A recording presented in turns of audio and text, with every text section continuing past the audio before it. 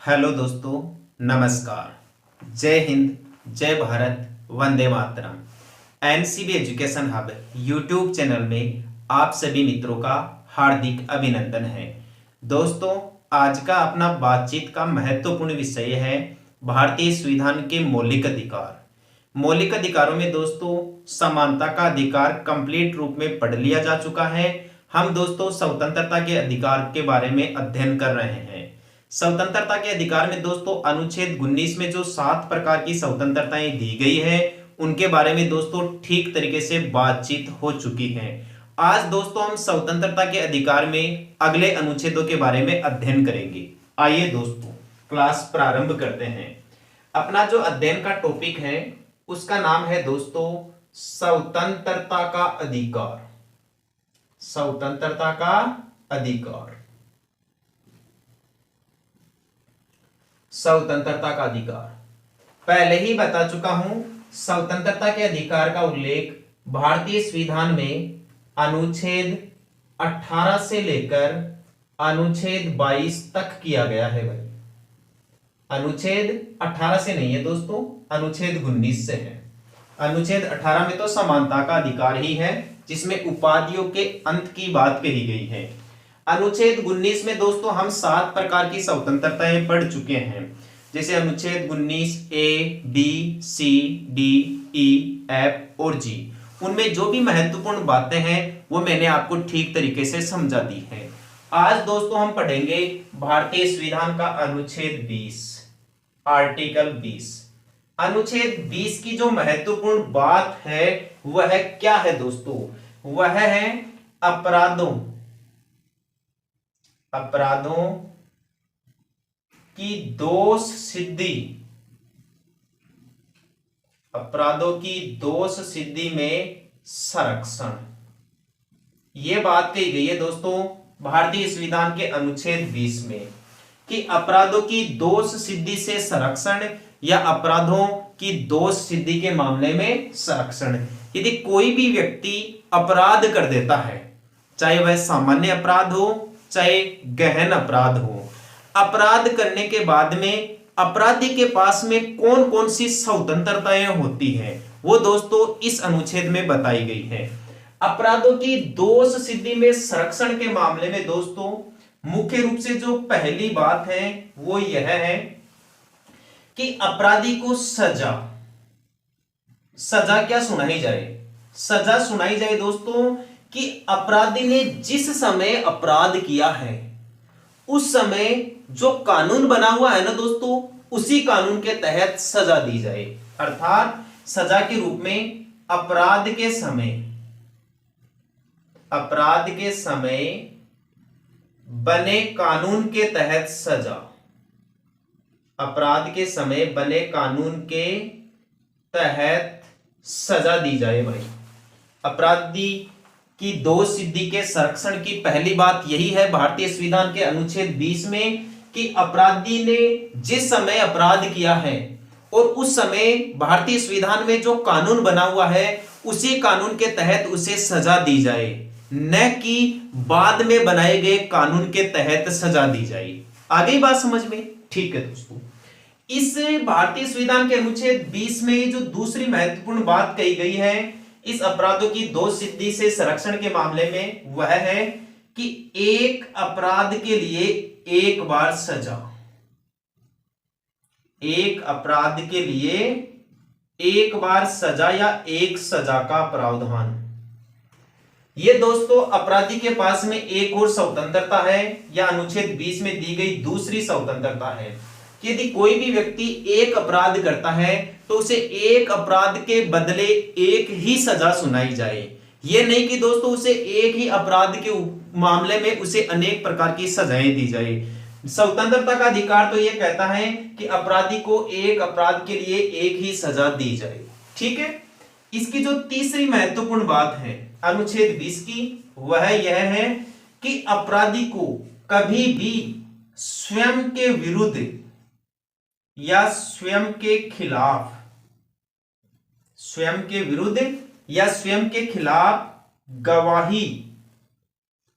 गवाही देने हेतु बाध्य नहीं किया जा सकता।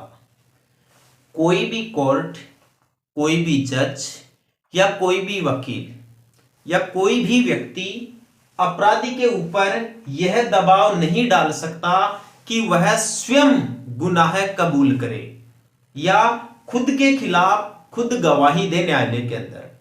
यदि आपको या किसी भी व्यक्ति को या गवर्नमेंट को अपराधी को दोस्तों सजा दिलानी है तो उसके खिलाफ न्यायालय में न्यायाधीश के सामने सबूत पेश करने होंगे।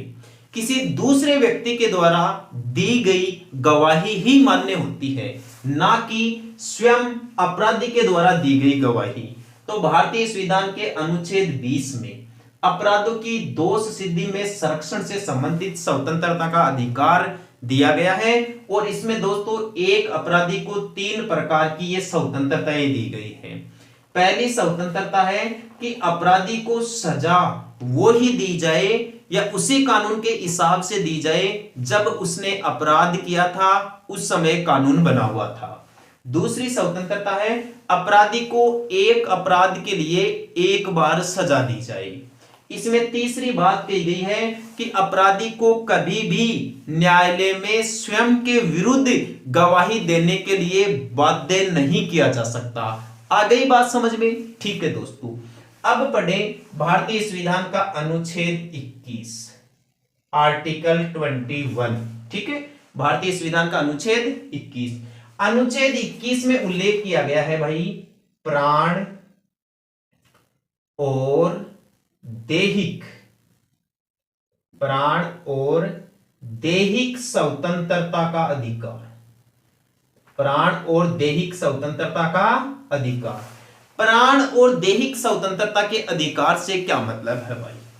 यानी व्यक्ति अपने प्राणों की रक्षा खुद कर सकता है, अपने शरीर की रक्षा खुद कर सकता है। अर्थात यदि कोई भी व्यक्ति अपने ऊपर प्रहार करता है, अपने शरीर के ऊपर घात करता है, तो दोस्तों सेल्फ डिफेंस के मामले में हम बचाव के रूप में उस शत्रु के ऊपर वापस वार कर सकते हैं।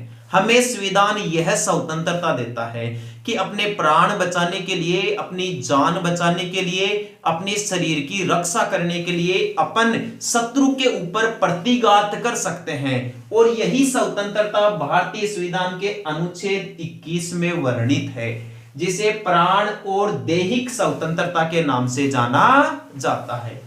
इस स्वतंत्रता के अधिकार को दोस्तों एक और नाम से जाना जाता है, इसे जीवन, इसे व्यक्तिगत जीवन। इस मौलिक अधिकार को व्यक्तिगत जीवन की स्वतंत्रता का अधिकार भी कहते हैं। व्यक्तिगत जीवन की स्वतंत्रता का अधिकार। यहां से भी आपसे सवाल पूछा जा सकता है कि व्यक्तिगत जीवन की स्वतंत्रता के अधिकार का उल्लेख भारतीय संविधान के किस अनुच्छेद में किया गया है? अनुच्छेद 21 में किया गया है। ठीक है दोस्तों, एक और बात ध्यान रखना इस अनुच्छेद के मामले में, और यह बात बहुत ही महत्वपूर्ण है परीक्षा की दृष्टि से। यहां दोस्तों एक उपनाम है इस अनुच्छेद 21 का। इस अनुच्छेद 21 को भारतीय संविधान का, भारतीय संविधान का मेरुदंड कहा गया है भाई। भारतीय संविधान का मेरुदंड या भारतीय संविधान की रीढ़ कौन से मौलिक अधिकार को कहा गया है? स्वतंत्रता के अधिकारों में जो अनुच्छेद 21 है और जिसमें प्राण और दैहिक स्वतंत्रता के अधिकार का उल्लेख है, या फिर व्यक्तिगत जीवन की स्वतंत्रता के अधिकार का उल्लेख है, इस अधिकार को डॉक्टर भीमराव अंबेडकर ने, बाबा साहेब डॉक्टर भीमराव अंबेडकर, जो भारतीय संविधान के जनक माने जाते हैं, उन्होंने इसे संविधान का मेरुदंड नाम दिया है। ध्यान रखना दोस्तों, बहुत ही महत्वपूर्ण है। डॉक्टर भीमराव अंबेडकर ने संविधान का मेरुदंड कौन से अनुच्छेद को कहा है? अनुच्छेद 21 को, जिसमें किस बात का उल्लेख है? प्राण और दैहिक स्वतंत्रता के अधिकार का उल्लेख है। आगे देखिए दोस्तों, इस अनुच्छेद 21 के अलावा भारत के संविधान में दोस्तों इसी अनुच्छेद 21 में एक और मौलिक अधिकार जोड़ दिया गया, जिसे अनुच्छेद 21 ए नाम दिया गया या अनुच्छेद 21 क नाम दिया गया। इसमें किस बात का उल्लेख किया गया है भाई? अनुच्छेद 21 ए में 6 से 14 वर्ष 6 से 14 वर्ष के बच्चों को या बालकों को 6 से 14 वर्ष की आयु के बच्चों को निशुल्क तथा अनिवार्य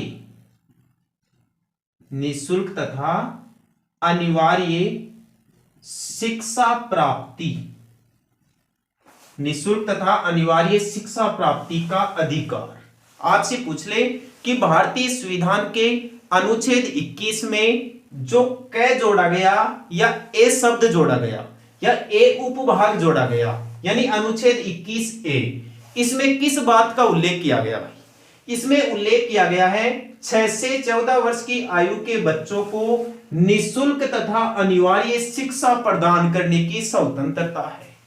भारत में जन्म लेने वाला ऐसा बालक जिसकी आयु 6 से 14 वर्ष के बीच में है, उसे भारत सरकार के द्वारा या अपने देश के संविधान के द्वारा निःशुल्क और अनिवार्य शिक्षा प्राप्त करने की स्वतंत्रता दी है, गारंटी दी है।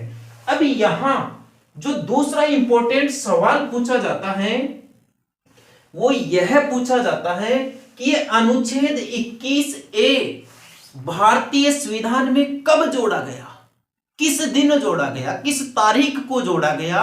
क्या इसके लिए संविधान में संशोधन किया गया? बिल्कुल दोस्तों, इसके लिए भारतीय संविधान में संशोधन किया गया और उस संशोधन का नाम था 86वां संविधान संशोधन। 86वां संविधान संशोधन अधिनियम। 86वां संविधान संशोधन अधिनियम 2002। 86वां संविधान संशोधन अधिनियम 2002। ध्यान रखना, यह तारीख बहुत ही महत्वपूर्ण है। 86वें संविधान संशोधन अधिनियम 2002 के द्वारा भारतीय संविधान के मौलिक अधिकारों में अनुच्छेद 21 क जोड़ा गया, जिसमें 6 से 14 वर्ष की आयु के बच्चों को निःशुल्क तथा अनिवार्य शिक्षा प्रदान करने की स्वतंत्रता की बात कही गई। उम्मीद करता हूं दोस्तों यह वीडियो क्लास आपके ठीक तरीके से समझ में आई होगी। यदि आप इस वीडियो क्लास को या ये महत्वपूर्ण जो कंटेंट है आपके सामने इसे यहीं पर याद करना चाहते हैं तो एक बार मेरे साथ इसका रिवीजन जरूर देखें। हम पढ़ रहे हैं दोस्तों स्वतंत्रता का अधिकार। स्वतंत्रता के अधिकार का उल्लेख भारतीय संविधान के भाग 3 में अनुच्छेद 19 से अनुच्छेद 22 तक किया गया है। अनुच्छेद 19 में 7 प्रकार की स्वतंत्रताएं पढ़ी जा चुकी हैं। आज संविधान का अनुच्छेद 20 पढ़ेंगे। अनुच्छेद 20 में उल्लेख किया गया है अपराधों की दोष सिद्धि में संरक्षण। अपराधों की दोष सिद्धि के संरक्षण में 3 बातों का उल्लेख है। अपराधी को सजा अपराध के समय बनाए गए कानून के तहत दी जाए, न कि बाद में बनाए गए कानून के तहत। दूसरी बात, अपराधी को एक अपराध के लिए केवल एक बार सजा दी जाए। तीसरी बात, अपराधी को न्यायालय में खुद के खिलाफ गवाही देने के लिए बाध्य नहीं किया जा सकता। यह तो है अनुच्छेद 20। अब देखिए दोस्तों भारतीय संविधान का अनुच्छेद 21। अनुच्छेद 21 में प्राण और दैहिक स्वतंत्रता की बात कही गई है। इसे व्यक्तिगत जीवन की स्वतंत्रता का अधिकार भी कह सकते हैं। इस अनुच्छेद 21 के मौलिक अधिकार को डॉक्टर भीमराव अंबेडकर ने भारतीय संविधान का मेरुदंड नाम दिया है। इस अनुच्छेद 21 में आगे चलकर अनुच्छेद 21 ए जोड़ा गया या अनुच्छेद 21 क उपभाग जोड़ा गया, जिसमें 6 से 14 वर्ष की आयु के बच्चों को निःशुल्क तथा अनिवार्य शिक्षा प्रदान करने की स्वतंत्रता का अधिकार दिया गया। और यह मौलिक अधिकार 86वें संविधान संशोधन अधिनियम 2002 के द्वारा भारतीय संविधान में जोड़ा गया। दोस्तों, यदि आपको मेरे द्वारा दी गई यह जानकारी पसंद आई है तो मेरे YouTube चैनल को सब्सक्राइब जरूर करें और अपने वीडियो को लाइक तथा शेयर भी करें। आज के लिए इतना ही, कल फिर मिलेंगे इसी वक्त इसी YouTube चैनल पर। तब के लिए धन्यवाद। जय हिंद, जय भारत, वंदे मातरम।